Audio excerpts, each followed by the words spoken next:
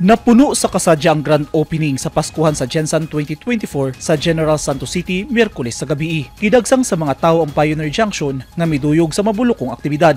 Ligaya at galak sa puso ang tema karong tuiga. Gipasundayag ato sa aktibidad ang talento sa mga taga Gensan. Miduyog sab sa selebrasyon ang mga opisyal sa lokal nga gobyerno. Sa mensahe ni Mayor Lorely Pacquiao, gilauman niya ang kamahinungdanon sa panaghiusa taliwala sa nagkadayang tinuhan. Gidasig sab ni Pacquiao ang katawhan sa Gensan nga magkahiusa isip usa ka komunidad. Ang selebrasyong magbubuklod sa atin bilang isang lungsod. Ang lahat ng inyong karanasan at inyong makikita ay paanyaya sa bawat isa na maramdaman ang kasiyahang hatid ng Pasko. Gipahinumduman sab sa mayor ang tanan nga ang Pasko dili lang mahitungod sa kapistahan apan mahitungod usab sa pagpalig-on sa koneksyon sa mga tawo. Ay hindi lamang para magbigay aliw.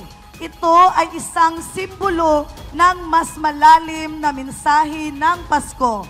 Ang pagdating ng saya, liwanag, ligaya't galak at pag-asa sa ating buhay. Panaghiusa, pagminahalay ug puno sa kalipay ang gustong ipaabot nga mensahe ni Pacquiao sa katawhan sa Gensan karong holiday season.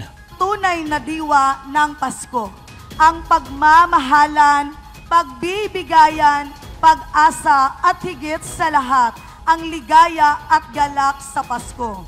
Mas nalingaw ang tanan dihang midanag ang kahayag sa gihimong fireworks display nga maoy highlight sa aktibidad nga timailhan sa pagsugod sa usa ka bulan nga Christmas celebration sa syudad.